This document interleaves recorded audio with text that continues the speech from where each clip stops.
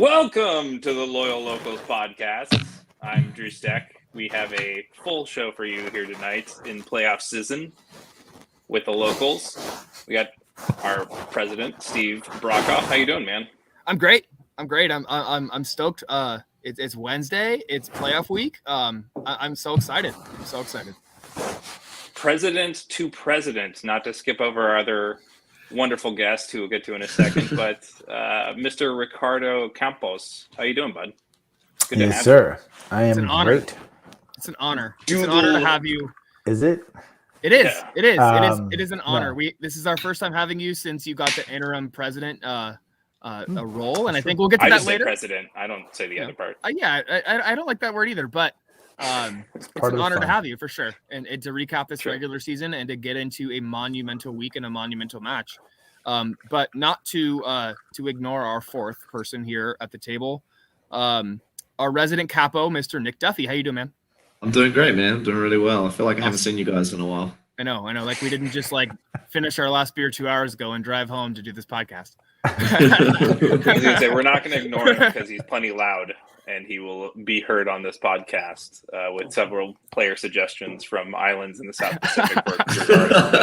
No, I promised I wouldn't do it. He did promise us before the podcast. Unlike most podcasts he's on, he will not chill for Kiwi players, but we'll see. Yeah. So good to have you with us, Nick and Ricardo. We're going to be talking a little bit about the playoff matchup, obviously coming up with San Antonio, a team we've never faced before in this club's history. They've never hosted a playoff matchup. We've never been in the playoffs. It's going to be a fun thing to talk about, reflect a little bit on this last matchup, and then look forward to the watch party as well locally for anybody who'd like to attend. So, Steve, let's talk about this last matchup against Before we talk about that, let's talk about our beers because we got to get important stuff first. Drew. Sorry, we were drinking earlier, so I already we were. That's true. Shouts to Kairoa Brewing, a Kiwi brewing company down in University Heights. Nick, you especially wanted to go there. Really good spot. That was awesome. Thanks for having us. But right now I'm drinking a Bad Boy by Alpine Imperial IPA. This is a seasonal beer. It's really effing good. All right, Ricardo, what you got, buddy? So you guys probably get this a lot, but I don't because I don't drink on game day. So this is special. This is a delicious IPA. Nice. But it's green screened out right now. Yeah, it is. Ricardo's camera for anybody who's watching. So it almost looks like looks like a test beer that we've never seen before. Right. That's amazing. So this is special edition Stone you can see that the I can't share. This is a secret. It really does. Coming out next year. It looks like when you guys when the club put out the secret tactical stuff on that one tweet you guys put out. That was funny. When you guys covered up the screen. Yeah, that was good. Really, secret really good. Beer redacted. Redacted, yeah. Doing some research out there. Got to make sure secrets don't come out. Yeah, I don't blame you. All right, Nick, what you got? What you drinking? You I am drinking a craft beer called Smart Water. Smart Water. H2O. On the H2O. It's actually just filtered water filled up in the bottle because I'm cheap. Sounds pretty happy. Reuse plastic. That's actually smart water instead of paint. Yeah. There you go. That's my bottle that I reuse. So. Right on. Drew, just that. What you got? Matcha? No, I'm just kidding. No, I have a straw. No, I'm drinking a Moscow Muleish thing. Nice. I like Not the ish. exactly one, but it's in a copper mug, and it has stuff in it. I like the ish part of the Moscow. Yeah. It's like a Ukraine mule, like a Kiev mule. Exactly, it's a Crimean mule. Saint Petersburg mule. Yeah, a little bit of radiation mixed in. It's great. So yeah, like Drew just kind of said, we're gonna finish up the last game of the regular season. We'll get into a little bit of a preview for the playoffs, and we'll hang out a little bit after that. So, but before we jump into that, the regular season's over. It's kind of weird, guys, right? It kind of blink. None of it matters. You know what I mean? All of it matters, but none of it matters. Yeah, and there's no more points. There's no more. But yeah, there's no more points, right? It's not like go get 3 points in Texas. It's win or you're done, right? It's you got to win the game. It's not about a table or standings. It's you got to win. That's it. So if I could pick one word, it would be unforgiving. Yeah. There's no more. no more. Oh, we played well, but we didn't get the result, and now it's win or be done, and it's kind of nuts to think about, right? You go this whole season, and all of a sudden you're in the playoffs, and that's it. It doesn't matter anymore. I mean, the standings matter to get that home playoff game, which we didn't do, and we'll talk about that a little bit too. But here we are, and it's win or be done. That's it. So, question about that. Yep. Right. World Soccer, there's the table. You have the league. You win the league through the table. World Cup, Champions League, it's playoff format. Mm-hmm. If you had to choose, what would you prefer? Oh, God, you're bringing the hard questions right at the beginning. Well, I'm not a Phoenix fan, so I don't prefer winning the table. No, I'm just kidding. But then it's a valid focus, question, right? Oh, the totally. Teams would play differently that way. MLS has had this question where they really don't value the supporter shield, right, at all. They seem to only value the playoffs, and I think it's been a contention for numerous groups of supporters throughout the years who say we had a really great 30 game season, right? We deserve to celebrate this like it's an achievement. For me, this season, not so much, just because of the way that the schedule is set up, right, with the close quarters and 4 games against each opponent. But I would say in a normal season, I do think there's a massive achievement to say that we did so well that we've outpaced everybody else to where we hoist that. And there's something that's kind of special about building that achievement. The American sports, ideal, I think, is always getting hot at the right time, having the right special moment to where you can just eke in and still, win everything. I think that's the Cinderella story that most people love when it comes to playoffs. But for me, there is something that's really nice about knowing that you built a foundation and you did things so right that you dominated over that period of time. So for me, I would say if it became more, well appreciated, I would definitely be a person who's more in the camp of wanting a full season trophy in that case. Instead of playoffs.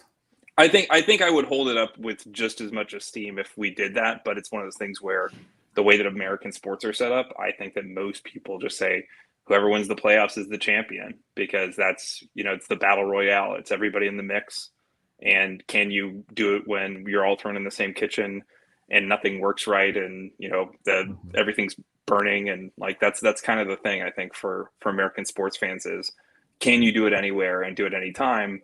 And that's what they constitute the playoffs as, I think, as opposed to saying, can you do it anywhere, anytime throughout the season? It's building a resume. It's so hard. It's so hard to choose. It's like you guys, the club, you tweeted out like pick your favorite moment from the regular season. I can't pick one. And this is like the kind of the same situation. I don't know. I mean, part of me says, yeah, I love the regular season, like EPL, traditional European soccer format, because you love like who's the best through the whole season. But at the same time, like Drew said, it's kind of a, hey, go in the battlefield and see what happens. We the club, San Diego Loyal, made our way into the battlefield, and if we come out on top, we win the cup, and that's there's something to be said about that. So I kind of see it both ways. But Nick, get your word. What do you think? Yeah, for me, I like to think of it in the different narrative. Like both types bring a different narrative. Like over an entire season with pro and rel involved, you can get some really cool stories of teams maybe being up top that you wouldn't expect to be there, or like relegation battle stories. But then at the same time, in a playoff format, you have David and Goliath battles, and then sometimes David comes out on top, and anything can happen in those 90 plus minutes. And I don't know, like both things are super interesting. Yeah, it's a good question. It's a super good question. It's a good way to start this off. All right, but let's jump kind of backwards for just once. The last match, obviously versus Sacramento, there were moments there. There were moments there that we really thought that we go up a goal. We have a lot of people at the watch party at Stone, kind of keeping an eye on the match, streaming the match, going, "Hey, LA Galaxies, they've got their chances." And there was definitely a few heavy moments there that I was like, "Wow, we're gonna pull this off. We're gonna host this game." And in the back of my mind, I'm not gonna lie, one of the first things that I thought it was, we're gonna have to pull off a TIFO in 1 week, which is no small feat. But it was not going to be easy. Yeah, I was gonna have to make up a lot of excuses for work. But when we host one next week, Steve, because everything falls our way, we're gonna have to do the same thing. I agree. But obviously, it wasn't to be. Let's kind of back up a little bit more, starting with the lineup. Nick, this is one thing that we talked about at Stone was Austin was not in the starting lineup. You kind of want to dive into that and give me what you thought of right from the start there? Yeah, I was a little bit nervous initially because what I'd seen from Dylan, like obviously I don't see the training and the effort he's been putting in training. The only thing I had to go off was that one game where he didn't look too convincing to me. So it was a bit nervous, but at the same time, I trust the coaching staff. They know what they're doing. And obviously Dylan's been putting in the work on training ground and he showed it in the game. So but just to see a change in the last game right before the playoffs was a bit nerve-wracking initially. Yeah, there's no doubt about that. I was equally like, wow, this is an interesting play. Kind of one thing that I thought of, and we just talked about this earlier tonight too, was like kind of making sure both keepers are ready for the playoffs. You know, you don't want a super cold keeper to go in just in case, you know, something happens to Austin. I'm not sure, Ricardo, I don't want to put you on the spot, but do you have anything you want to say? Like, what did you think about that? What did you think about seeing that from your perspective? Like as a fan, it's as a fan, right? I could say I have a little bit of inside knowledge, right? But sure, of course, the president. I would say there are tough decisions that you have to make when you're in a coaching staff, and Austin has been amazing for us. There were a number of games where he saved us in many ways, but there are times that the coaches just have feelings for who's at their peak and who's doing well, and I have 100% trust that they feel that and they see it. And there's a number of times that you get it right. A couple of times you get it wrong too. Like let's be honest, right? There's a lot of things that you do there. Sure. But I thought Dylan came in and did a very good job. I agree. There was a couple of key moments there that I was like, whoa, that's great. And I unfortunately don't get to go to as many trainings as I wish I could. But the ones that I have seen Dylan has been doing a very good job. But it doesn't take away in any way from Austin, in my opinion. He's been amazing, and he has served this club incredibly well. And they both deserve. I do not wish to be in the coach's spot to make that decision. That's I mean, we had Matt Hall on earlier this, like really early on this season. I think maybe even before the season started, and we talked a lot about how he keeps that culture of the goalkeepers, fresh. Like how it's not a competition where Austin's like he doesn't dislike Dylan or Trey because he's not playing. It's just the culture and the way that the kind of the competition is. So I agree with what you're saying. Like, it doesn't seem like, we saw Austin earlier and he wasn't like disgruntled that he didn't play that game, or at least I know as far as we could tell, but no, he wasn't. I think he understands it. You know what I mean? He gets it. It's part of the game. It's part of the job that he's signed up for. So, again, like you said, I think Dylan did a fantastic job. And honestly, like as a fan going into the playoffs, I'm like, we have two great goalkeepers. So if something happened, if we didn't see that out of Dylan and let's say Austin starts on Friday and he gets injured in the 5th minute, I'm not going to be super nervous now going, hey, Dylan's going to sub in or vice versa, either way. So that's how I read it. It gives that kind of like solid, hey, we've got a good number one regardless. So it's a good thing. At the end of the day, it's a good thing. Totally. Yeah. That's how I even thought of it when they put him in. I thought it was just even if you're looking at it as, hey, let's get this person some minutes so that their last minutes wasn't a defeat or something that sits bound in the mind, but at least something that's they could control, or they were out there and they feel like they were fresh in some ways, right? To feel like they can come into a match and not feel like it's been on ice for a bit. And so that's how I read the lineup. Essentially, but it's hard because, as we knew, Josh was there with us at the watch party as well, right? Yeah, so we had Yarrow, who was out of the lineup, which was awesome to have him with us and awesome to have him participate and just kind of sit in with everybody and hang out and watch the match. But we knew he wasn't starting, right, in that sense. So we already knew that wasn't a surprise. And so trying to make sure that for a game here that we could have that back line carried when our most stout person at stopping any balls into the box this year was also not going to be there. So that's one of the things where, for me, I think going into this next match, hoping that we just have another tool back there to work with. But that's one of the things where he was our second and first in a lot of people's player of the year voting. It speaks volumes anytime he's not on the field and just not available for selection or just not chosen in this case, maybe to fresh him up for the playoffs, I'm guessing, hopefully. But, as a fan, that's something where you look for and say, okay, I can see what we're doing here. It's just a question of, were we going, with the ability to win there? And what we really have to do is score goals away, right? Anytime you want to win away, you have to score goals. And so let's score jump goals in. At home too. Yeah, let's you have to that's score what I was thinking. yeah. But Let's fly regardless. Yeah. Let's fly through this lineup. So Oliver Loraz was back. That was exciting. Back at right back. Elijah Martin at left back. Grant Stoneman, Kyle Montgomery, both center back pairing. Charlie, the Rock in center midfield. Jack Blakey was back for his first start in a while. Colin, again, solid since he's been back. Guido, and then Toomey and Augustine Williams up top. I do think that the club, we played really well in the first half. We had a lot of good chances. We just couldn't score. It just didn't happen for us. I don't want to dwell on this game too much. We got a lot to get to, but I think like I said, we played really well. In the second half, a banger by Guido. Just a phenomenal goal. It's the exact kind of goal you expect your number 10/second striker to kind of score. Mo Salah goal. Just a that's perfectly said. A Mo Salah goal. Just kind of played into the box, takes a couple touches and slides it right into the back netting. It's the kind of goal you love to see. You want to see more of it, but they're not obviously not easy goals to score. So that's why Mo Salah plays for Liverpool and gets paid what he gets paid, and why we love to see those goals out of Guido. So and those, when that Guido goal went in, those were the moments that it was like, wow, this is going to happen. I kept getting reports, shouts to Gabe Retzer and John Cross at the Stone Watch Party, who were streaming the game. They kept giving us reports, and sacrificing phone battery. If I wanted an update, I knew who to shout for and say, hey, how's it going? What's the score? What's going on? And they kept giving it back. LA was missing so many chances. It was killing me. I heard they had a sitter. Yeah. It was it was killing me. But yeah, those were moments that we really thought this was going to happen, and then obviously didn't. So I'll take full blame for it.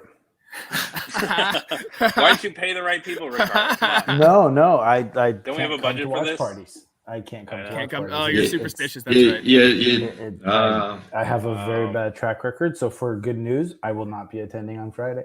You'll be at the game. Wow. I'll be at the game. Yes. There you go. You're going to be in the basement of the Alamo? Right. That's good. Okay. I will say the goal that they did score, you hate to see it, kind of lost their man at the back post, but I would like to give a shout out to Cameron Owasa for ending his career like that. He was looking for it, man. I wouldn't say.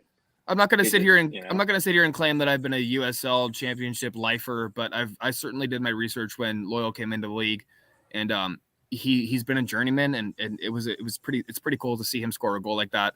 It's almost like if Zizou had been on our team for 4 years and then he scored in his final match, right? So there's something to be said about that. So shouts to him.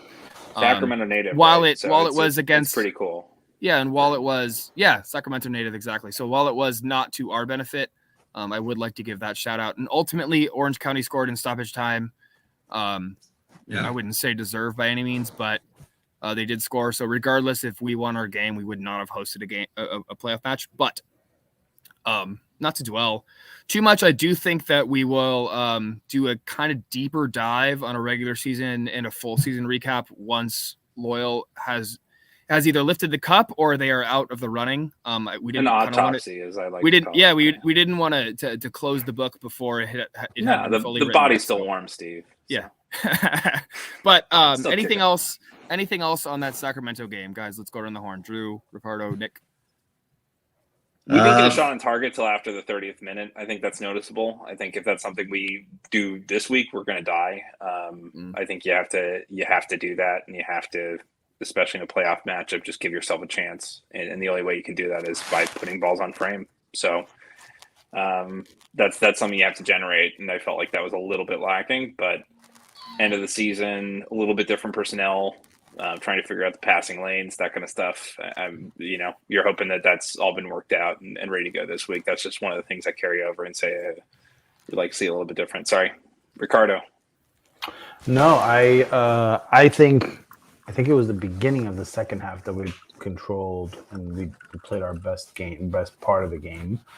I think it was great that we were able to get Blake and Ollie a little bit more time on the field before we get into the playoffs. So, yeah, of course, we wanted a home playoff game, but if we would have won that game, we still wouldn't have had the home playoff game. So, it was great to see those guys get some time on the field, on the road. I'm super excited for that. And then Landon and the coaching staff having all of the tools in the toolbox to be able to pull them out whatever way they want to.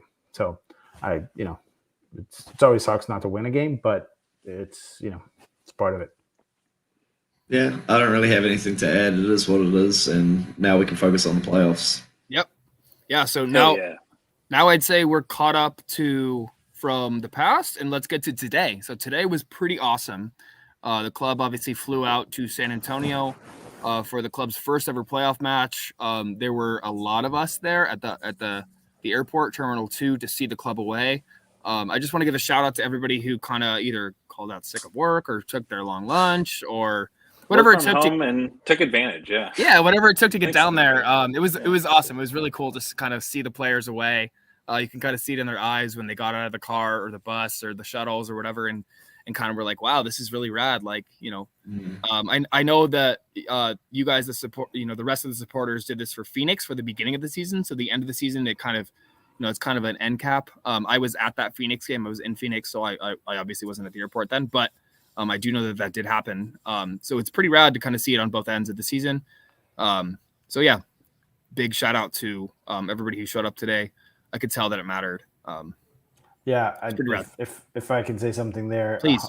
A billion % it mattered, and it matters, and it has an impact. A number of players who talked about it and are appreciative for that, because being on the road is not easy, right? Like, they have a nice little stadium. It's going to be an impact. It is very expensive to go to San Antonio. It is. In case anybody didn't look at it. Flights are not cheap these days. And I know there was a number of people who wanted to be there and couldn't. I appreciate the ones who took long lunches because they got stuck in traffic to get back to work. Nobody lied, right? So a few people wearing masks, maybe for medical reasons, maybe to not show up in pictures. I don't know. Exactly. Yes. And, to be fair, there was another 300 people that were there that were not in the picture, but we don't mention their names. Right. No, but seriously, just incredibly thankful to have this kind of community here who takes the day to go and do that. You don't see that in any level, in many ways. Right. And so just thankful to have people like you guys who are there for the club, and the players appreciate it. And I know they'll think of that as they're stepping on the field on Friday night. It's a quiet day at the airport, right? So anyone showing up on a Wednesday at 2 p.m. doesn't expect to have people, there cheering them on. Creating a tunnel for them to walk through. I think for people who weren't even the players, it was nice to see it. So we saw different people getting out of the car and just seeing it going, that's nice. That's but and they didn't know what the hell we were doing. They didn't know what we were doing there. And this is community building, and that's what's cool too, is that this is the kind of thing people see. And I think a lot of Padres fans who maybe even are just starting to turn their eyes on Loyal and what we're doing here are seeing and saying, that's a little different, right? Maybe they go down and greet them at Petco or whatever, but going to the airport and actually being there and that kind of thing. I think it's something that's special about this community and everybody that takes time to show up on, again, a really random time to be able to make it to the airport. So many of you, I'm in school, I'm at a job. Right. We appreciate you. And we know you wanted to be there in spirit. And if we could do it on a Saturday at 3, that would be the send-off time, but that's usually when teams play. So that's usually not going to be the time, but we appreciate everybody was able to show up and make it out there, especially with parking rates at the airport these days being what it was. So appreciate it. Yeah. Sorry. Please, Nick. No, go for it. I was going to say it looks good on behalf of the club as well for future players who might want to come or are coming to the club when they see fans of the club doing that. And creating an environment, they're more likely to want to come to play for San Diego Loyal. So it's also a good promotion for the club itself and for players. I mean, Ricardo mentioned it, but we definitely looked. I mean, we were at Stone when it was kind of finalized. We wouldn't be hosting a playoff game. Even when it was looking, not likely, we were on our phones. And a round trip ticket to San Antonio was $600+ and if it was, let's say if it was Colorado, I'd be there. If it was, kind of anywhere else, I'd be there. Obviously, hosting was ideal, but it's just the ticket to San Antonio was just ungodly expensive for whatever reason, and I couldn't do it. I've been to 6 away matches this season, and I've done what I can to support this team on the road, but I couldn't justify the price for the travel. So I will be supporting, and this is kind of my way, and I think the locals' way of supporting the team as they go on the road, right? I mean, Ricardo, you mentioned it, but as they step on the field, I hope that they kind of think of this moment that we couldn't be there. Not the 50 people that stood up today at the airport. God, we wish we could be there, but we can't. We just financially, personal commitments, family commitments. But God, we wish you could be there. But I just hope that the team kind of thinks of these moments and thinks of us as they get ready to play this pivotal match. So that's all I hope so. And, we'll see. All right. But so here we are 2 days away from our first playoff match, second season, 2 days away. Lots of twos tonight, but I'm excited. I'm obviously so excited to see this team play do or die, right? Like I kind of mentioned at the beginning, it's no longer points. It's no longer a table. It's win or you're done. It's put up or shut up. There's no more excuses. There's no more, we played well, but we just didn't get that result. Now it's about results. Now it's about, you put the ball in the back of the net more times than they did, or you lose, or you're out. Like there's no more excuses. There's no more, we were so close. It was inches away. It doesn't matter anymore. Now it's time to win. And Nick, you've talked about that a lot this season. When we're talking to you a bunch, you got very done with good performance, but we didn't get the result. Yeah. So I'd like to let you. It's okay for stand on your pedestal. Stand on your pedestal and do your thing. It's okay for half the season, but when you hear it every week after a tough game that is emotionally draining, it kind of gets to you. But it's like I understand the sentiment as well. But yeah, like going into a game where you have to win off a form that hasn't been that great in the last few games, it's a little bit. I'm a little bit nervous. Yeah, I know the boys can do it and pull off an upset against them, and I know they can do it. But it is also very nerve-wracking when you're coming off a form that we have at the moment. Yeah. So before we jump into more, we've had a watcher here asked this question a couple times, and Ricardo, I'd like to throw to you. What if it's a tie? What are the postseason playoff rules? Does it go to extra time? Does it go straight to penalties? No, two 15-minute halves and then penalties. Okay, all right. So pretty traditional there. Pretty traditional, but yeah. I like that. I like that. It doesn't go straight to penalties like some. It's become a little more commonplace to see just straight to penalties. I think it's more of an MLS thing than anything, but. Well, it's when you have condensed schedule. That's why you go to that, because you don't want players playing overtime. There's a lot of injuries, and if you're having to play midweek, it's tough. But because for us, it's going to be next weekend, I think 15 minutes, 30 minutes, 15-minute halves is great. And hopefully you don't get the penalties. Penalties are awful. Yeah. So luck of the draw. Don't get me started on penalties. I mean, there's got to be something, right? You can't just play soccer forever, but I hate penalties. I hate when penalties decide in pivotal matches. Go for the throw in the game. Yeah, you gotta. I mean, it's during the time, and that's what this club can do. We've seen them do. I think we saw them do, even though it was futile in that last match at home.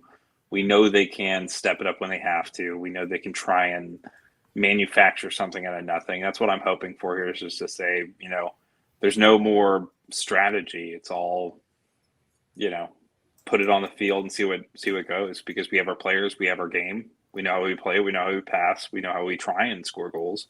It's just a matter of doing it, and doing it to 110%, 200% if you have to, but hopefully not injuring, right? And that's where Ricardo's saying you hope you do it in regular time. You hope you don't stretch yourself too thin for the next match, and it's all that tournament mentality, right, that you want to have kind of going into this. And I think San Antonio is an interesting opponent, right? If we could talk about them for a second, in the sense of we've never played them. They're us, but slightly inverse. They're more a little defensive, it seems like, than us in some ways. They like to win games 1-0, 2-0 kind of thing. And so if we're able to score a goal or two, we're going to make it much more interesting, it seems like. They, as Ricardo said, have a nice little stadium. I've driven by it a couple times on the outside of San Antonio there, that used to be Scorpions FC or whatever they were called back in the day, but it's a nice little place, and it's one of those things where it's going to be a interesting matchup when it comes down to what they're doing. Ricardo, are you aware, is their goalie, is their keeper going to start this matchup, their starting keeper? I know that he got injured in the last matchup, I believe.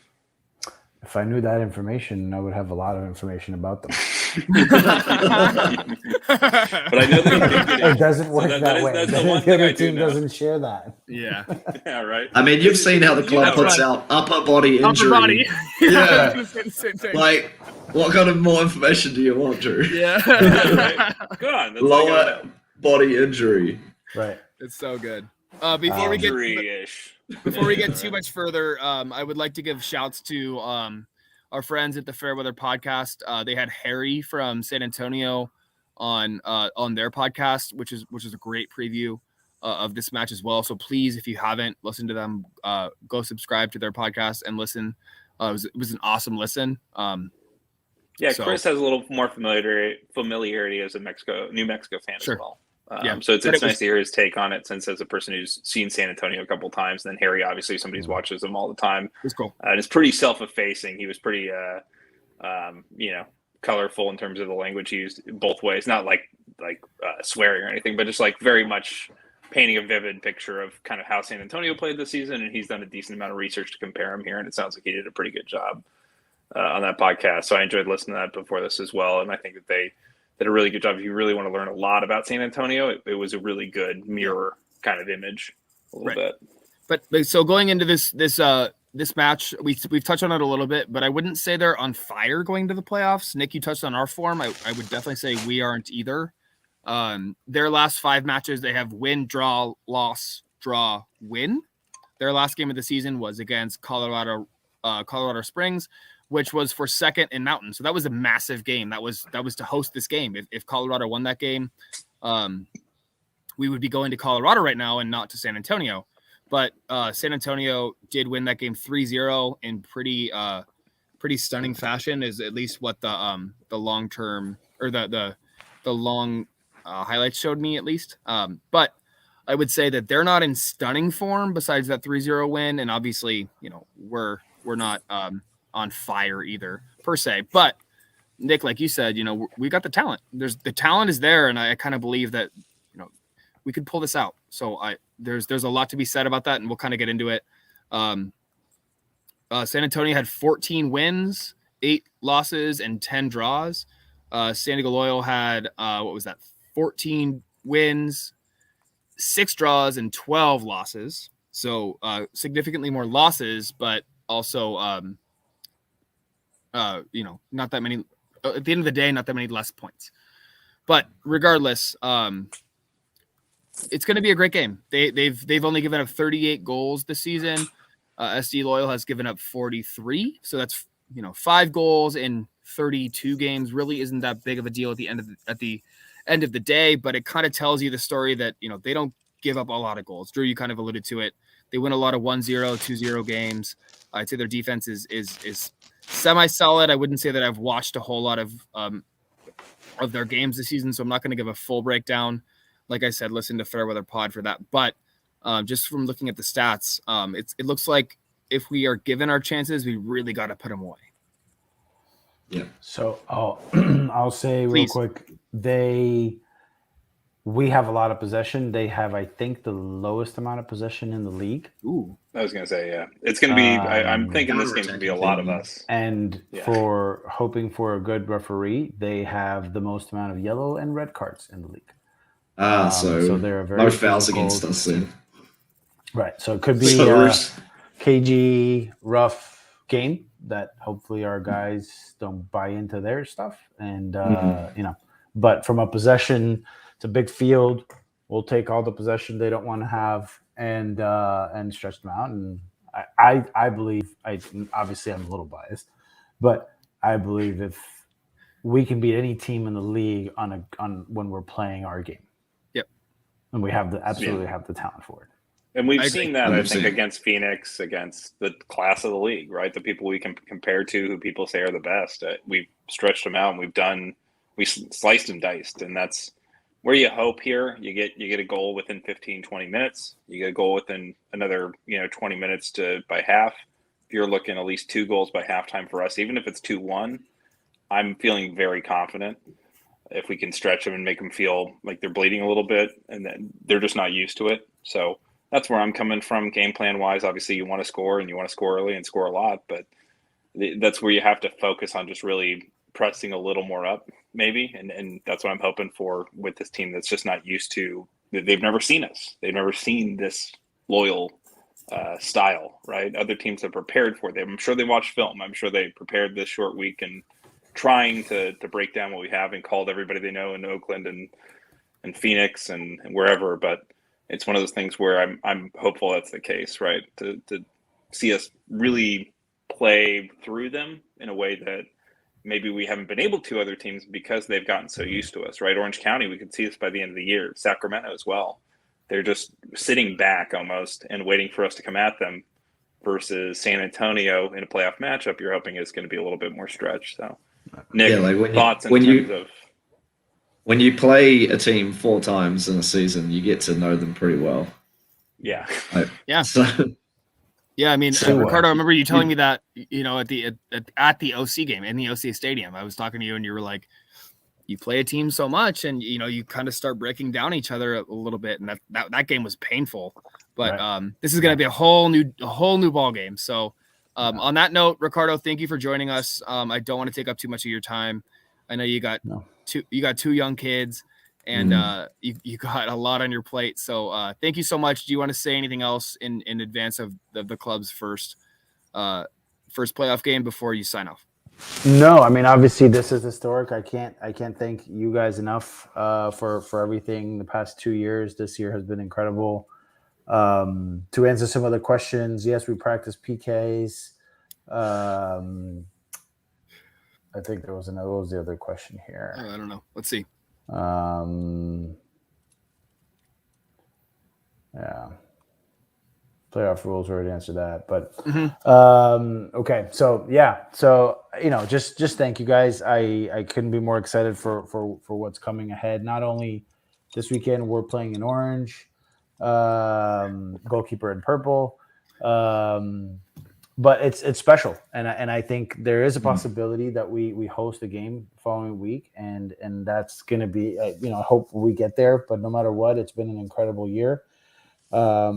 There is going to be, I hope I'm not breaking too many news here, but there is going to be a special video that we've worked on that you guys all know Ryan. So that Ryan and Kaz have worked on this week to put together with kind of a behind the scenes. So nice. I don't know if it's coming out tonight or if it's coming out tomorrow, but it's really cool. Just information, kind of the background of how we're preparing and how things are getting ready, the players and how they feel and stuff like that. So, and there's going to be an extended version of that will show us at the watch party of whoever's there.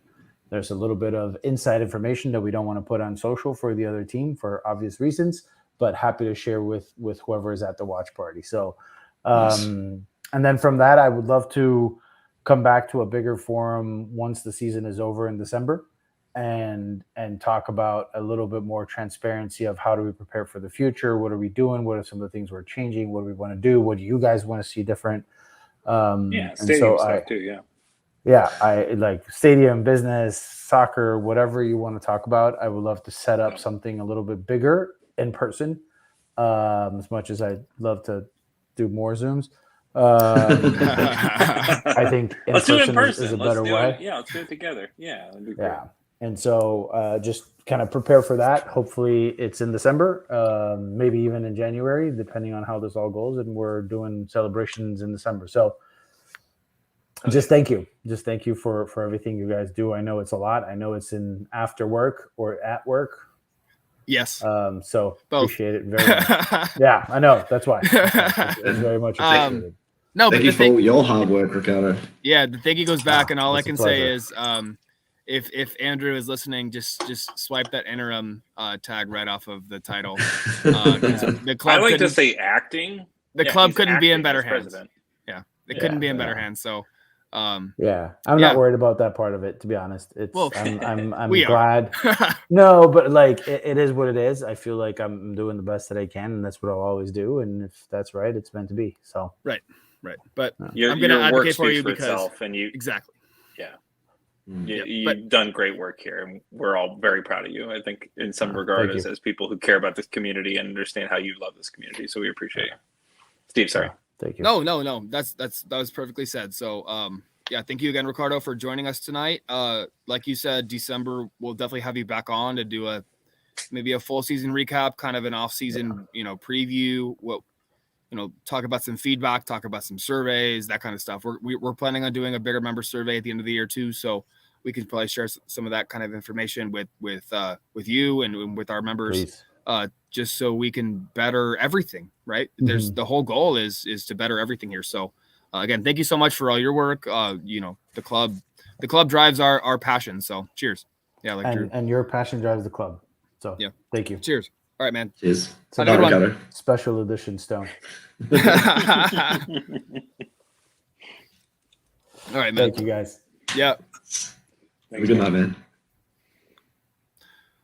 All right, so I got it. That was Ricardo. That was awesome. We are going to continue to cool to have him just sitting in and dropping in dimes here and there. We're wearing orange, goalkeeper in purple. Yeah, right. Yeah. We'll continue to decided that. Let's kind of continue to preview this match a little bit and kind of our feeling of it at the end of the season. I did get that text from Ricardo that he did have to bounce. Like I said in his exit, smooth. he's got a few young kids. So yeah, that's very smooth. I wanted to make sure that. Thank you, Nick. I wanted to make sure that he was sent off properly, but. Nick, you kind of mentioned it, but honestly, I'm kind of nervous going into this one. I feel like what Ricardo said is true, that we can play our game, we can win any game. We've seen that time and time again, but we're kind of limping into the playoffs right now. We haven't really been playing our game. We've been giving up goals. I wouldn't say shots on target going straight to the keeper. That's the one thing that is doing my head in the most. We're getting shots on target, but they're going straight at the keeper every time.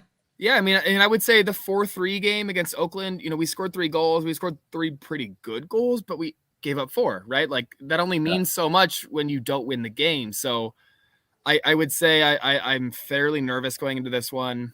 Do I have confidence? Yes. Am I optimistic? Maybe I'm optimistic. I'd love to say yes, right? I'd love to say yes, but it is hard. It is hard to have that when we've had the last 4 games, and I'll kind of fly through them. But the New Mexico game, that late goal that they scored that tied that 1-1, that game ended 1-1 at home, in kind of mid-October. The next game, Orange County away, they scored that free kick goal, and we couldn't equalize, and that was a terrible referee. Really should have been. Oh, I'll get you started, Nick. Don't get me started. That was a terrible referee. We didn't get the call and we couldn't score. Then Oakland at home, that 4-3 game, that own goal really killed our momentum. And then they scored a few bangers, and then that late PK.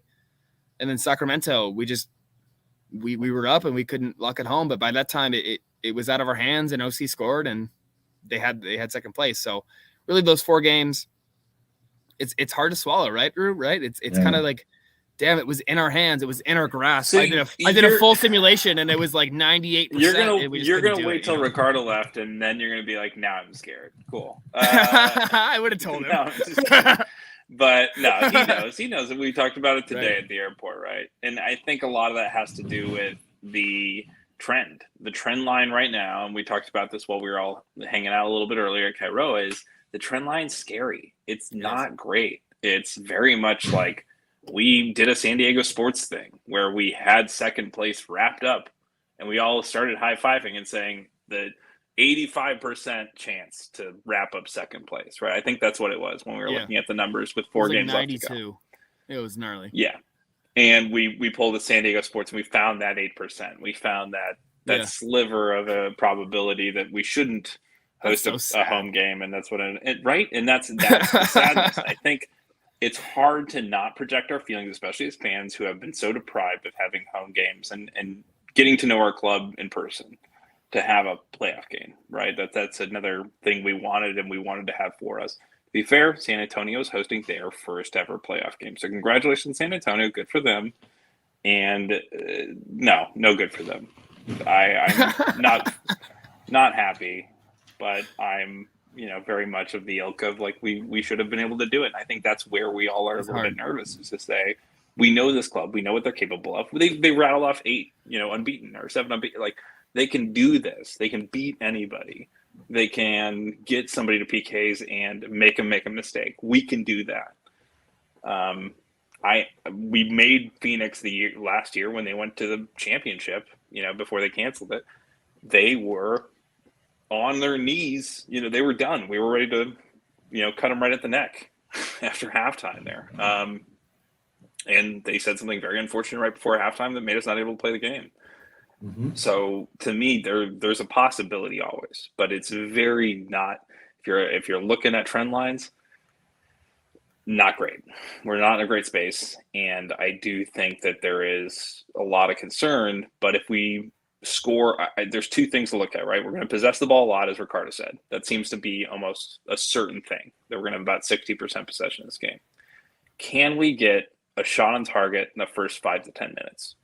And I think from there, I will settle down a lot if we can get a shot on target in the first 5, as Nick is saying, either maybe a little bit wide of the post, so it's not at the keeper, but it would have been a goal, right? Where you're shooting for the post, or where you get a shot on, but it's a very good save from the keeper. And if we can do one of those 2 challenge things, the keeper, I will feel very good about this game. And to me, the first 10 to 15 minutes is crucial. You have to set a ton, especially on the road, especially in the playoffs. You have to walk in and say, I'm going to take this game from you. Because for them, they feel owed it. And listening to Harry on that Fairweather pod, their fans feel like they should win this game. They feel like we've built as a level. We've gotten to where now we can host a game. We should win this game. We're doing pretty good. We have a good roster. And it's like, no, smash and grab. We're better than you. We played in the cutthroat Pacific Division. And he also, in that podcast, by the way, and I think this is generally the consensus of our fans too, Pacific's harder than Mountain, and they think the Mountain's harder than Pacific. We'll find out, right? And we just don't know. It's not none of it's proven. So we don't know. Yeah, that is the thing that we just don't know. And maybe we'll beat them, and maybe Rio Grande will beat Phoenix. You just don't know, right? And that's the kind of thing where the beauty of playoffs. Yeah, and I mean, that's the playoff system this year, right? Next year, I'm really hopeful that we go back to that traditional schedule where we play each team in the Western home and away, right? And there's 17 teams, and that's 32 games home and away. That's exactly how many we've played this season. That's exactly what I want, right? I want to. Then there's no debate, right? I mean, sure, there's always going to be debate, Western versus Eastern, but that's the nature of American soccer versus a small country like England, right, where they can play each other 19 teams home and away.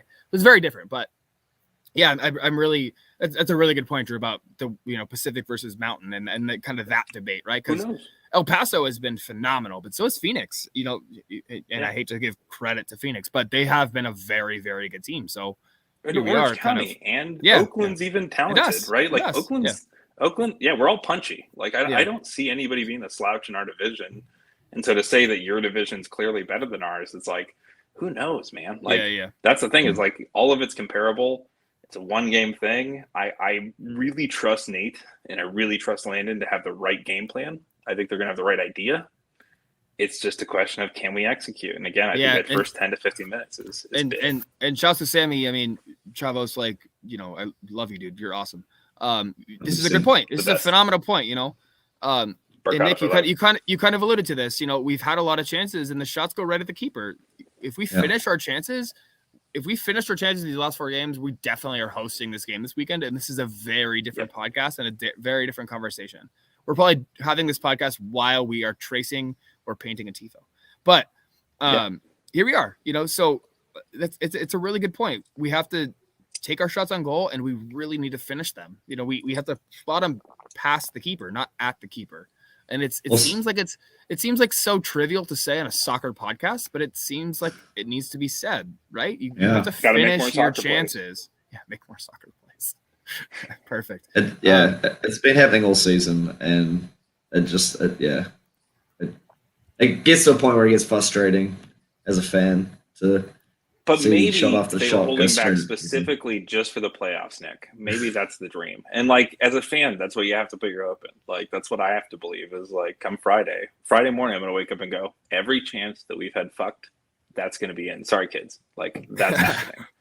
And also with to be fair, like, we've gone through so much as a fan base who didn't know what this club was going to be and didn't know what we were going to do coming out of last year and didn't know where this club would exist in like May or April of last year when we were like, do we have a team? Does it still exist? Well, and even think about even think about the first 4 weeks of this season, right? We were 0-4. Yeah. That was rough, but we battled and then we won 9 straight, and it looked promising, and it's hard to put it in perspective, and this is for a postseason podcast, but here we are in the playoff game, and we really have to finish our chances. We have to be clean on the ball. And like Ricardo said, we're a possession-based team. We have the highest possession percentage in all of USL. We have to control the game and slow it down and take our chances, create chances, but score. We have to score those chances. Yeah. We can't just let them waste. And that's been so frustrating. And it seems like the one game that we seem to score our chances was the Oakland game when we were chasing the entire match, right? Like that has to be, and Landon said this in that post-game presser, that has to be the mentality from the start, right? You got to have that. You have to have that intensity from the start in order to go up 3-1. And then you can sit back and defend. So it's very different. It's a very different mentality than what we have had. And I just kind of hope that the boys get up for it this week. I'll be super interested to see possession broken down by area of the pitch. Yeah. Because just saying we had this much possession doesn't tell an accurate story of the effectiveness of the possession. So good point. I'd love to see a breakdown of our possession for a few different points. Let's start pulling in some comments here. This is a good question. Who is due to produce? Who hasn't really produced? I was going to ask that. Who do you guys think is going to score first? Like, Nick, who do you think is going to score our first goal? I'm not going to say if we score first. Who's going to score our first goal? Nick, if we're going to score in my dream scenario, score in the first 15, 20 minutes, who do you think is due to produce? I want it to be Jack Blake because I love Jack Blake. However, that's Jason. Jason right after that said Blake. He had 2 chances last game. I think that's pretty dead on. I think that's where most people would like to see because that unlocks a lot for us, right? If they start treating Jack as a dangerous goal threat, it unlocks a lot of the rest of our offense in a way that just hasn't been there the last 4 games or month or 2 since he's been out. I think it's going to be Augie, even though I want it to be Jack. I think Augie is gonna cut in from come in move into one of the channels, and get across at the far post. He's got that kind of knack, like that natural finish, kind of instinct. You just kind of want to see a little bit more of it. And I think one more season here at San Diego Loyal would really hammer that home. And then I think he'd have a phenomenal career from there because he's got every tool, but I think he just needs a little more playing time to let that natural instinct kind of foster and let that exist a little more. That's kind of me saying, come back, Augie, we love you. But he loves being here too. I could tell. He loves being here. Yeah, for sure. We told that story last week. Happily have him back. It's tough. But Tim Brown agrees with you guys. He says Augie. Jason also says Augie missed some sitters too. So I think there's some fire in everybody's belly. Some sitters. No, Greg said Colin. I would love to see Colin get involved. That would be pretty banger exciting. that 1 week. I love the way he can just come out of nowhere. Yeah, I love the way Colin carries the ball as well. Yeah, he dribbles well with the ball and carries it up the field. I really like that about Colin. He's got that ball progressor that we need. I also think for some reason Corey, maybe just because he understands this team and he's not fazed by it and he's played them before, and he's just whatever. San Antonio been here a couple times, Yeah. I've scored goals here. Maybe he just walks in and just takes the game by the neck in the 8th minute. That would get us going, right? Especially Corey. Corey gets the team going. So you just never know. I tend to think that Corey scores in games where he's not the only goal scorer, right? Corey tends to score in games where it's a party, where you get 2 to 3, 4 goals. And his one's always a scrappy goal as well. Yeah. Which I'll take anytime. He gets that. He's that shark, right? Classic shark. He gets a little blood in his mouth. He wants more. So that's where I'm going to say Herzog. Herzog's my guy. If we can get that going there. But it's one of those things where, I just think Blakey's overdue. I'm going to go with my gut and say Blakey's overdue. I mean, he was on fire early this season with a lot of bangers from outside the box. Even a lot of assists. Yeah, he came back from injury and he just hasn't really been the same. I don't know if it's because the team seemed to click a lot when he was out, and it's just kind of been we talked about this a few weeks ago that, how do you reintroduce a player when the team is clicking? This was maybe a month and a half ago, 2 months ago now. But how do you reintroduce a player that of his quality when the team is seemingly clicking so well without him? But at the same time, you can't ignore his quality that he brings. So if he's healthy, I think he's a dead-on starter. And I think that he's gotta do something. He's gotta be involved. And he's won a championship with Real Monarchs years ago. He was the captain of that team. He's got that it factor. Reason through the playoffs. He's got that it factor to step up when it matters. So I kind of expect him to be involved this week. And if he's not, I'll be disappointed. Yeah, he has that fire. He looks very inspired as well. Yeah. So I want to see. So I'll throw this out there. Would you start Austin or would you stick with Dylan? What do you guys think? Oof. Dylan had a great game last time. I know. I feel like consistency is important. So as much as I love Austin, I think I would pick Dylan, just for consistency's sake. Yeah, I mean he's the hot hand right now, right? I mean he had a phenomenal game. He had a couple really good stops and a couple really good times that he charged and he got on the ball. I think the question I asked, there's no right answer, right? Austin's been amazing all season. It's hard. Dylan he had a great game, and you can't deny that. So yeah. I don't know what the answer is, and I think it's one of those things where I'm fortunate I'm not landed in 8. Yeah, that's why they get paid the money. I watched a lot of film on the center backs for San Antonio and how high. Yeah, good point. That's a really good point. Higher of the pitch. Can I send a ball farther with Austin or no? And I think like that's where to me like I'd have to say one or the other. And so they'll make the right choice, I'm sure, but if you're basing it on hot hands, Dylan's a great keeper. I mean, he's obviously got the pedigree and he's got a good resume and showed that. It's just a question of, is Austin better suited, and do they feel more comfortable? Do they feel more settled possibly with Austin, even if Dylan's hot right now? So like those are the questions where that in training. We don't know that. We can speculate from the outside. Guerrero's name's on my wall, so I'm sacrilegious if I don't say Austin. So I'll say Austin. And then Nate and for argument, I like watching him back there. I like watching him ping passes. I think we're more dangerous going forward with Austin back there. And Nate and Landon have access to game footage and stats and data that we don't have access to. That also helps make decisions. Health, just general like weekly health. How do you feel? How do you feel good? Austin took a shot at the end of that game to Oakland as well. Like it wasn't the smallest shot. He was on the bench the next week, but like that was not a easy. He took a big hit to the chest there. So it's maybe he's fine, but those are always the questions we don't know. We don't know any of that. So I'm excited to see and see who shows up. And people are speculating in the comments on who showed up in the plane pictures or not. There was players who showed up before, by the way. The whole team showed up. So if you're looking at like just certain footage, certain people escaped pictures and were kind of smart and kind of got out before the pictures happened. Yeah. And other people skated through. So we even did that looking back, like, did I see this person? I don't know. Right. The other truth is they might have been dropped off by somebody else or been dropped off at the airport separately. And we just might not be traveling for whatever reason.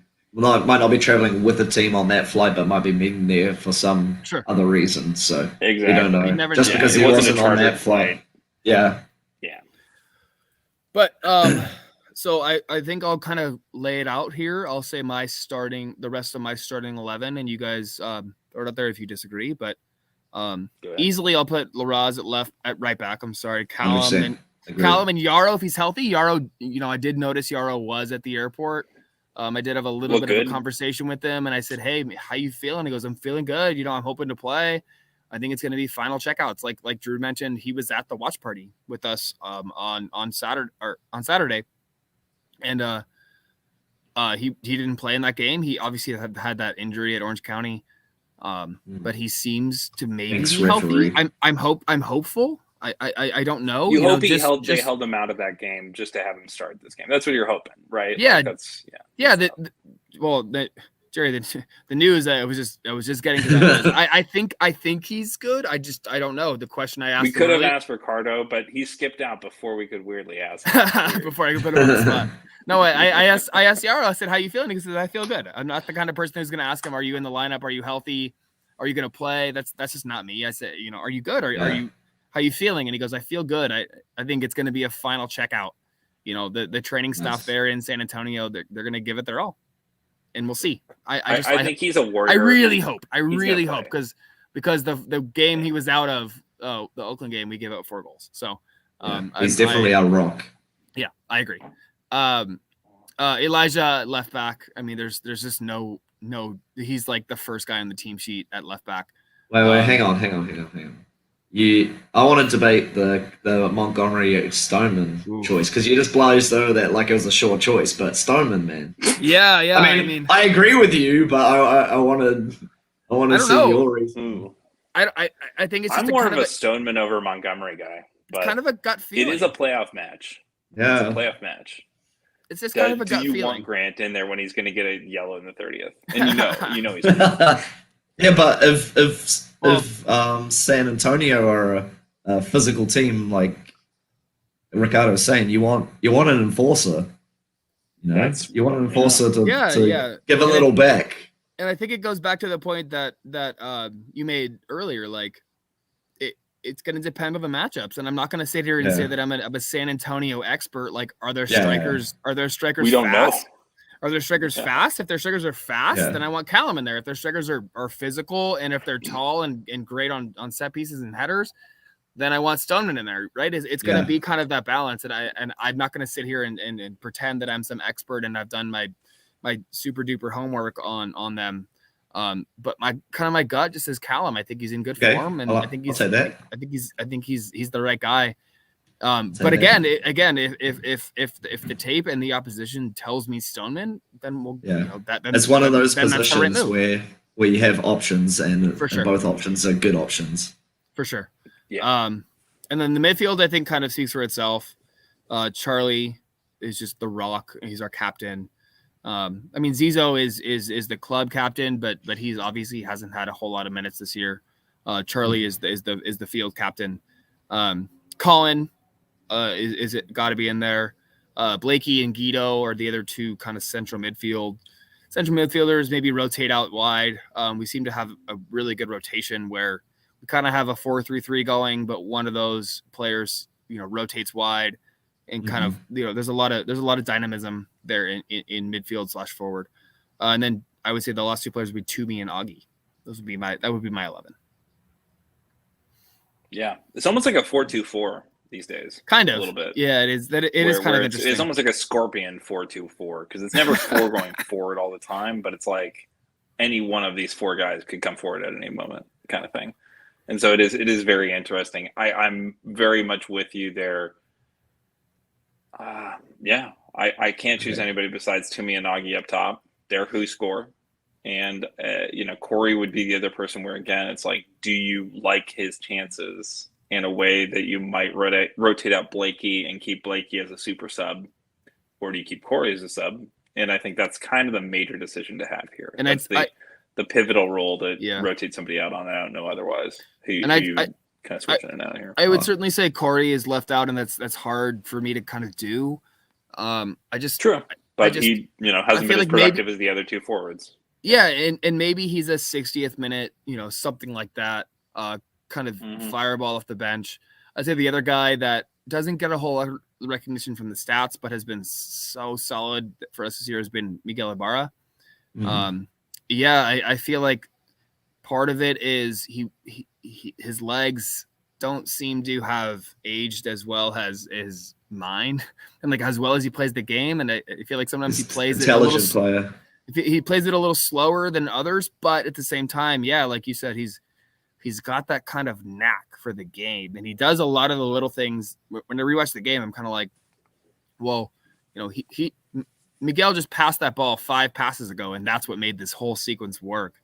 He's got that kind of he does the things that you don't recognize in games. So I wouldn't be mad. I would not be mad if he was in the starting lineup. I would not be mad. Yeah, no. and he's that means honestly, they see a weakness he can exploit usually. Yeah, that's and really good point, Jason. Miguel Ibarra has been a winger his entire career, and this year he slotted in his right back. When Larraz went down, Ibarra played right back, and he's never really played as a defender, and that's asking a ton out of some older legs. And he's slotted in really well. So. Yeah, I think Larraz is first choice, but if Ibarra, say he either starts or he comes in even at 45 or say 55 or 60 minutes, I would not be mad about that at all, because I think he's done phenomenal and he brings a completely different game. So that would be the only other one I would say maybe, but otherwise I'm pretty happy with that. My lineup is a little bit football different. Talk. Yeah. So backline, I agree. Backline, lock in the backline. Same. Right. I was at first thinking Charlie and dropping Guido into the midfield, but then I was thinking if the team is a little bit more physical than a lot of the other teams, Guido gets fouled a lot. True.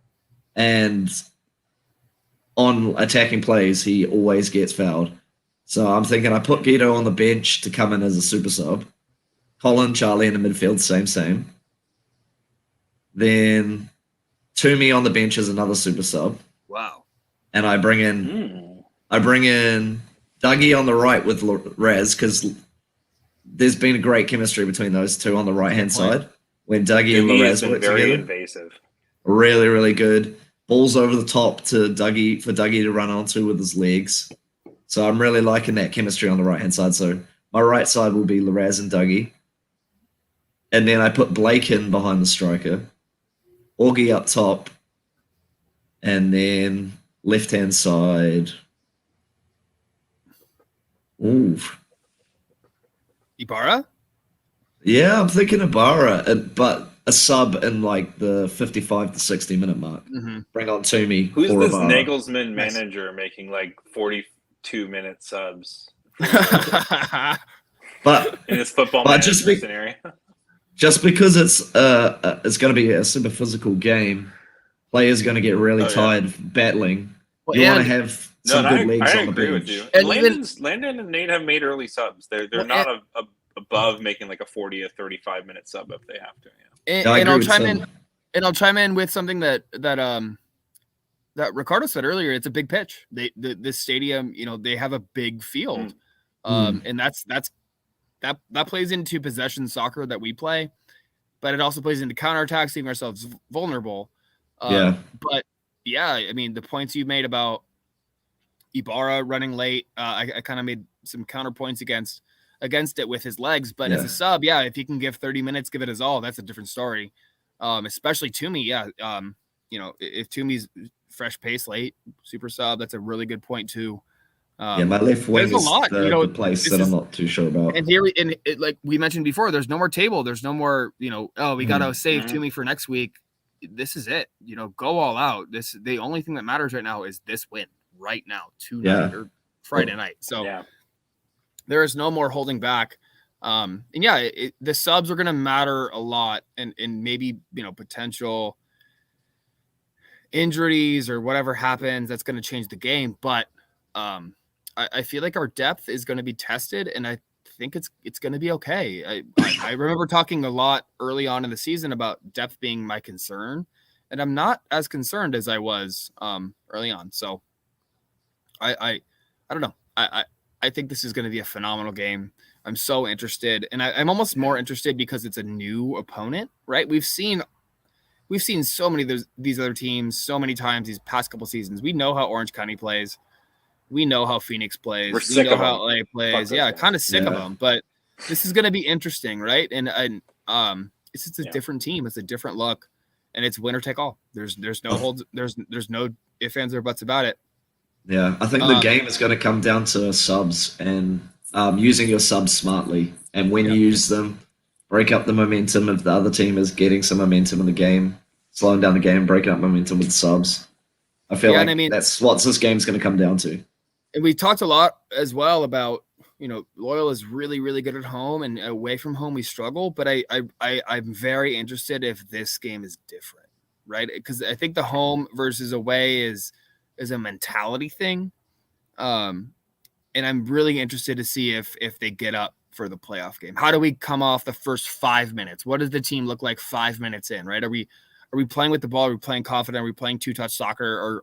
Or are we timid? And are we passing it backwards a lot? And are we really just trying to, sit back and hold the ball and see how let the game kind of come to us? Or are we going to take it to it I'm really interested to see how this goes. Like the first, I said 5 minutes, first 5, 10, 15 minutes. I want to see the boys go for it. It's gonna, exactly. It's gonna set that tone. Fight. Yeah, we're gonna kick off and go for it. We're gonna take it to them and say, hey, we're here. We're gonna win this game. Let's go. Or we're gonna go, hey, we scored within a minute. Let's see. Before. Let's go patient. Sure. But I don't want. Very interesting. I want to see a cautious player. I want to see them go all out. It's a playoff match. Let's just go for it. It's gonna be fight. Yeah, gonna be very, very. Come on. I want to see. Let's talk about what we're gonna watch. Yeah, let's talk about that since we're wrapping up here a little bit towards the end of the hour or so. So we're a little over an hour or so. Yes. But that's typical for this. Our hour is like a baker's dozen. You get a little extra. So, watching on TV, it's going to be nice little stadium. By little, I mean what we would ideally want here. We just don't have free land like they do in Texas unless it has oil on it. So we're going to be watching at Stone. Outside again, it seems like we did get told this time that we will not have drums for this next match. Wedding they will have some events, weedings, these damn weddings. Wedding. We don't need no drums. We can sing our voices and they can't stop us from clapping and singing. Exactly. But there will not be drums this time for, I believe, Greg and whoever asks, but we will have that same outdoor space. So dogs, children, bring a chair, bring a blanket. Camping chairs, Yeah, camping chairs. No camping tents, because then I will knock it down like Godzilla. I'll just stomp all over it. So other people can see behind you. But I'm gonna interrupt here just because I just wanted to clarify. This is silliness. Go ahead. The watch party is inside at Stone. Is it inside this time? Oh, we're not in the. I just clarified. I just clarified because I was worried. The game is at 6:00, so I was worried about the sun/sunset. Don't bring camping chairs. I just clarified the watch party is inside.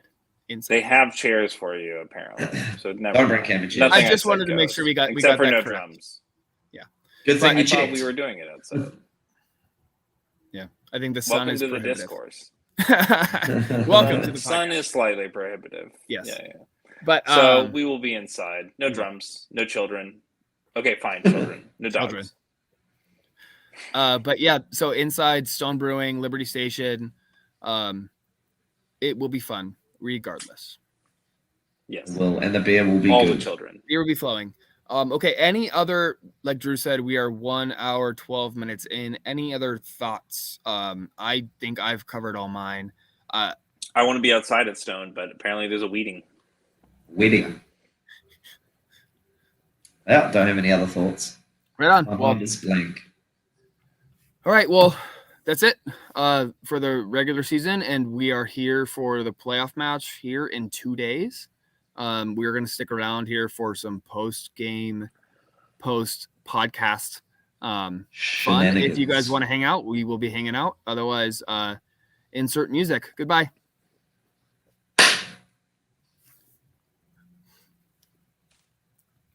I'm going to end the podcast with a really loud clap, Nick.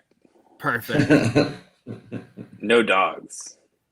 Is a big enough room. I heard Borat reading this, Greg. I have a chair. Is a big enough room. King of the castle. Predictions. Oh, I was going to ask this, but I asked who scored first. I didn't really want to ask who's going to win. We're going to win. This guy sucked. San Antonio seems okay. 3-2. Obviously, they got the second spot. I'm gonna say 1-1. Go to penalties, and we win 5. Well, 5-3 is in 4-3, but 2-1. Either way, we're not. I was gonna say we're not lighting the world on fire, but yeah, 2-1. I think whoever scores 2 goals first wins. Period. I don't think they can score more than 2. So if we score 3, we definitely win. Yeah.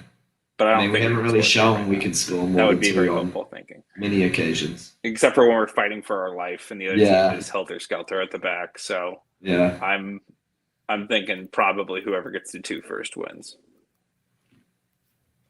I think it's a safe bet. Is a big enough room. I don't know. I just wanted to make sure we got that right on the podcast. No, thank you, because I sounded stupid. But everybody else said it was going to be outside again. So, by everybody else, I mean nobody who actually knew what was going on. So thank you. I think everyone just presumed. Yeah, but then I was like, well, the game's at 6, and that's like right when the sun is going down. So how is that really gonna work? Yeah, I'm not sure. It makes sense to be inside. Yeah. Yeah, inside's okay.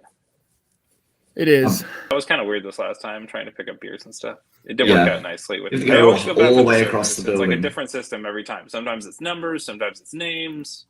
Never have all the silverware, not their fault and stuff. So, Stone, thank you for hosting our crazy crap show of a group that shows up every week.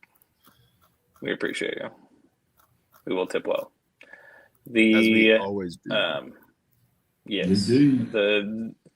The major question for you guys, we're not this show. Fairweather did more of this where they went through and predicted like who's going to win in what places. But so we would need RGV to win against Phoenix. Yes, we didn't talk about that yet. To host RGV in a playoff match.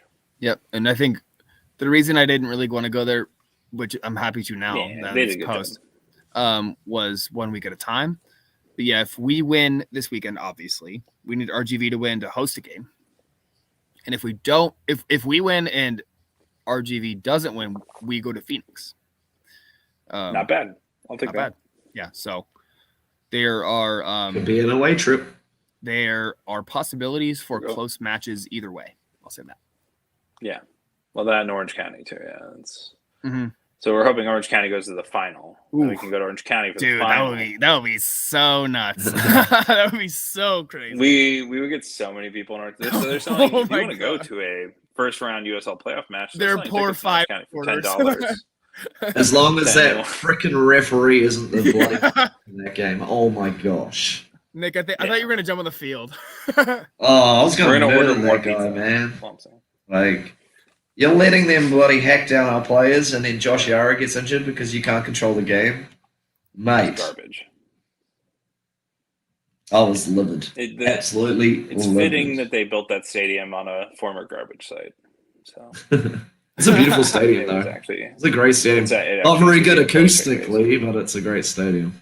It's very open, and sun-wise, just beams in your eyes. But it is. I would kill for something like that here, if not something better. I could take or leave the California Pizza Kitchen, but which is like literally the only place to eat in the whole stadium. If you've ever been there, there's the CPK rep, like rep for them. Our first away trip up back in June, they like approached Lydia and they're like, "Oh my gosh, do you guys like want to like partner with us?" they were like marketing Lydia like she. Sure.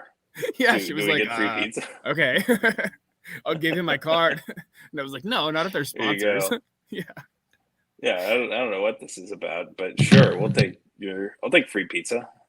Wolfgang gonna come join the locals, right? We're in. I do love that they hire professional drummers to try and drown us out because their supporters aren't loud.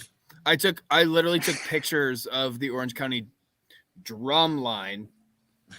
That was over by where Darren and Jordan did Matchday Live. It's so good. There were like 2 drummers that were like, they had like professional stands and everything. And I was like, dude, oh my God. Like they have like 5 supporters over towards our left and they're trying to like drown us out with professional drum lines. And we had 1 drum. Yeah.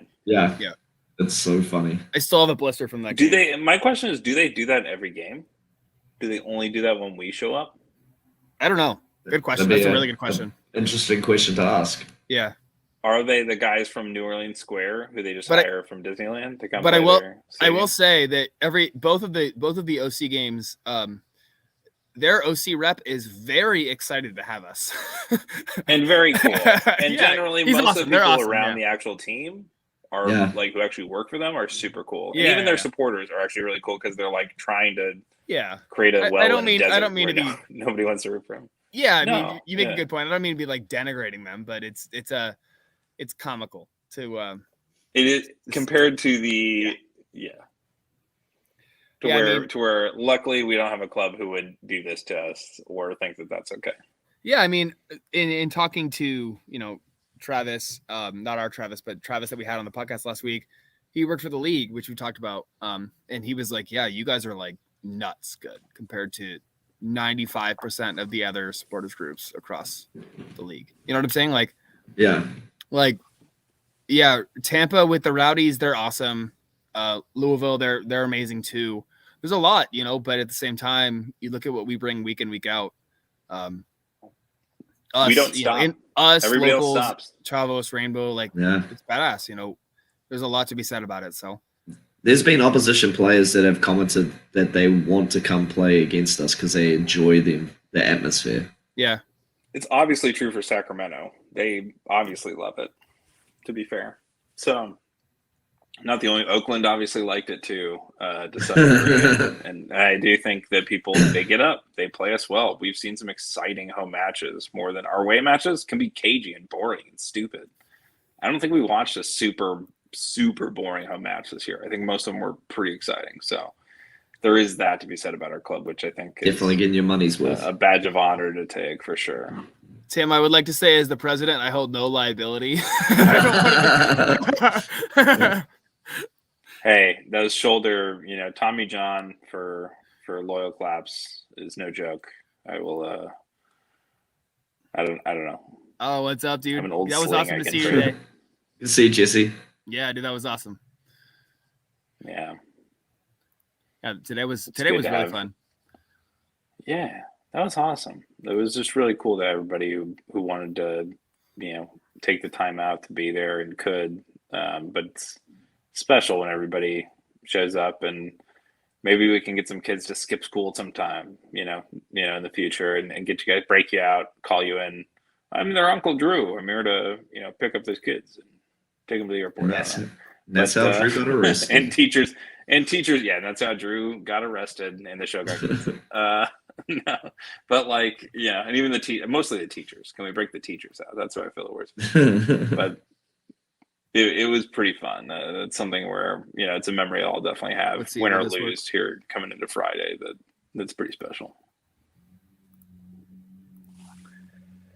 Jason says, "Don't break up the children."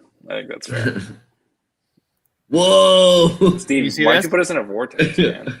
Yeah. Can you see this? You see my screen? Yeah. Oh my gosh! What cool pictures? What rad pictures? Right? So not impressed. Not impressed. Does not care. That's his thing. Oh, so cool. You're going to a soccer game? Okay. I'm impressed.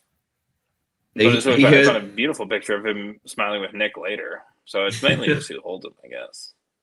He's just put him in. He heard that there wasn't going to be any drums at Stone, and so he was. So what do you mean, no drums? He's going to bring his own little drum.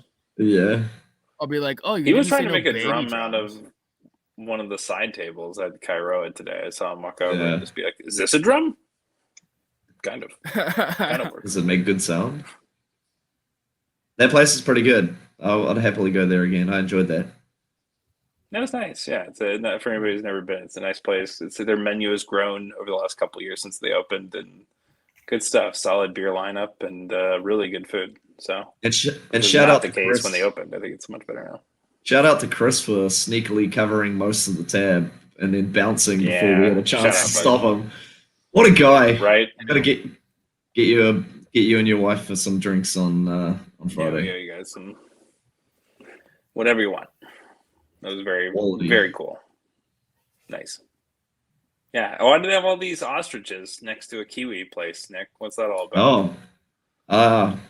Well, apparently, let me tell you some San Diego history here that I totally know myself, and you didn't tell me like a couple of hours ago.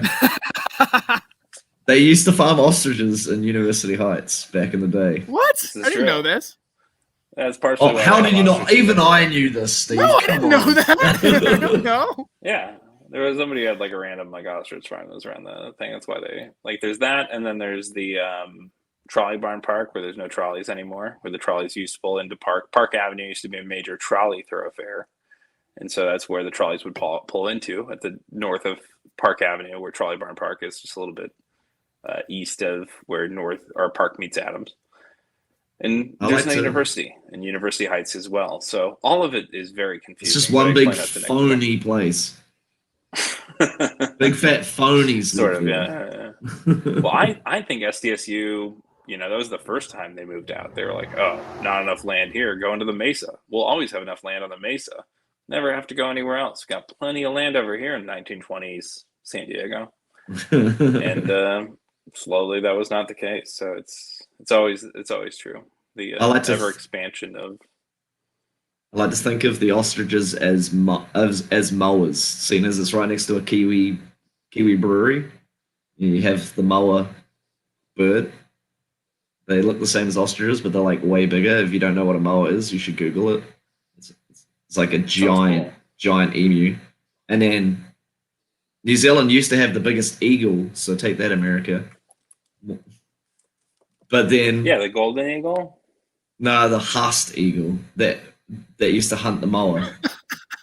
But then these moa, how did they go extinct? Moa are huge. They got hunted to extinction by the local tribes because there wasn't much to eat in New Zealand because there was only birds. So they hunted the moa. Then the moa went extinct, and then so the eagles had nothing to eat, and then so the eagles went extinct.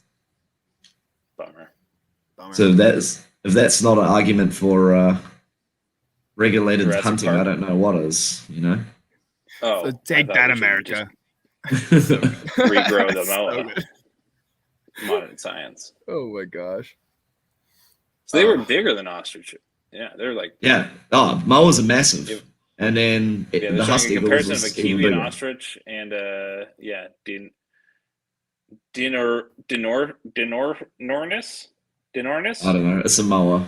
That's the technical Latin name, which sounds like somebody drunk trying to say dinosaur. Dinornis. Yeah. Giant emus. 12 feet in height. They're massive. Wow. And then the eagles. Who would win in a fight between Bum and a moa? I still take Bum because he plays dirty and throws people on the railroad tracks. But, we're biased. Birds are pretty stupid. But moa, they're pretty. There's a picture of them with the hawk right there. It's pretty impressive.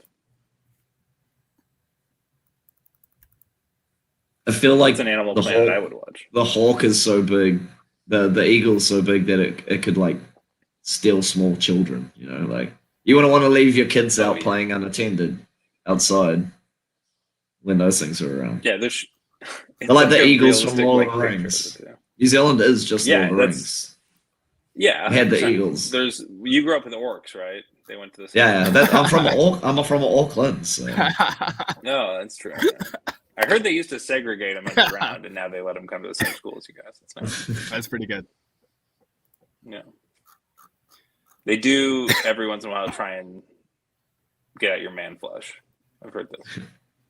That meat's back on the menu, boys. What do you smell? Man flesh. Love it. Those are actually orcai. Anyway, you grew up in Jurassic Park. That's what I'm learning. Yeah. Insert really poorly sounding recorder version. Well, insert poorly sounding harmonica version of the Jurassic Park theme.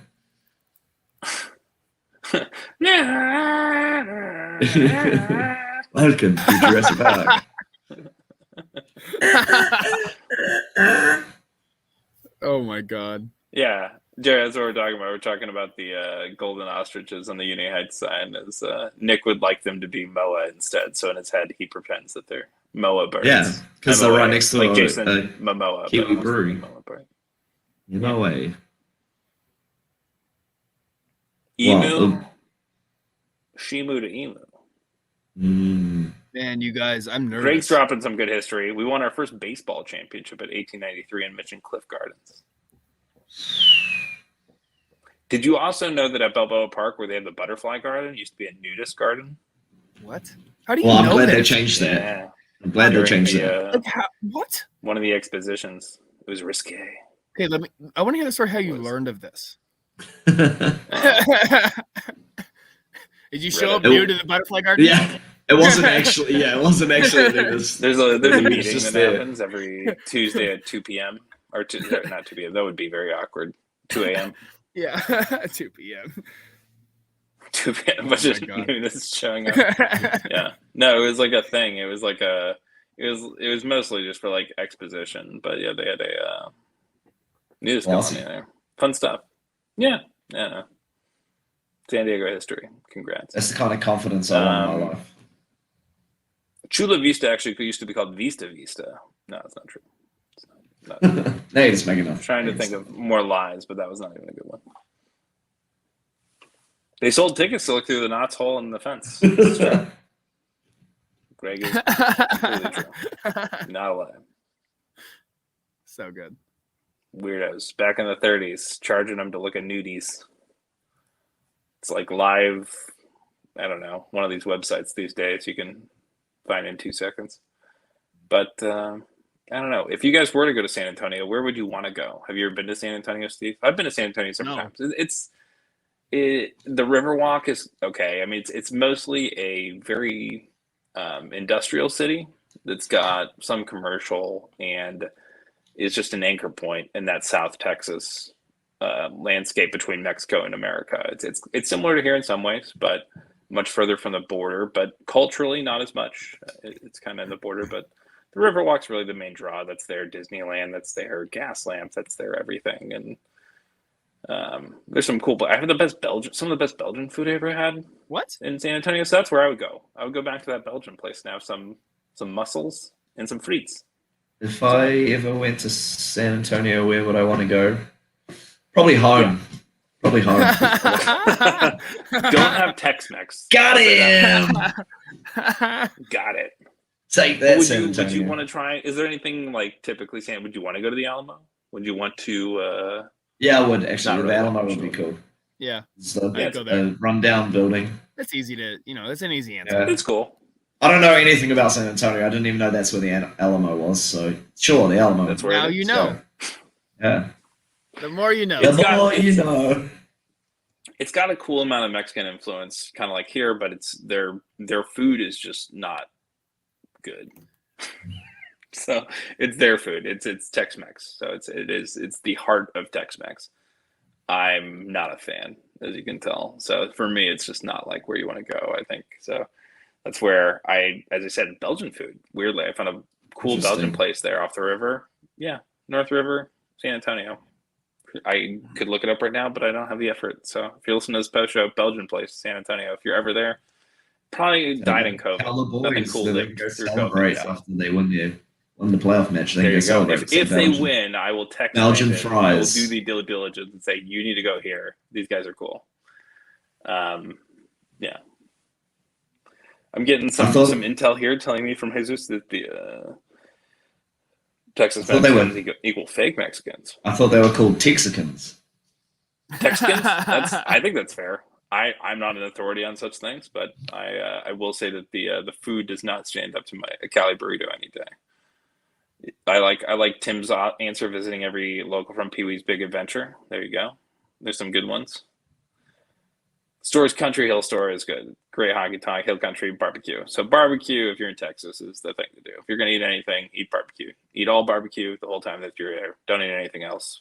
It's delicious. Torchy's Tacos, if you're in Austin, maybe have one of those. They're pretty good. I do like barbecue. But barbecue. That's what to do. That's what if I'm in Texas, where is a brisket? Where's a rib? Put it in my mouth.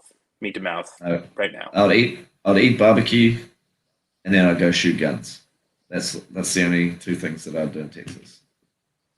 Yeah. What's with Texas claiming that they own burritos too? Yeah. Like, yeah, they want to be Californians so bad, but they're like El Paso even. I know they invented burritos, blah, blah, blah, but it's like we made burritos good, right? Drew, we can all agree. Are you logged in? Can you end this? I'm fading. I was up early and I can't. We're done. I'm talking about burritos. I'm starting culture wars over here between us and Texas. Would you like me to exit or no? I can hit the big red button. You hit that big red button. I'm gonna log off. Put the big red button. We love you guys. Thanks for hanging out with us on the post show. We're always here, and we'll see you in the Discord and on Friday at Stone Inside with no dogs in all of the children. Farewell. Avida saying goodbye. Avida saying goodbye. A stone to you and you and you. See ya.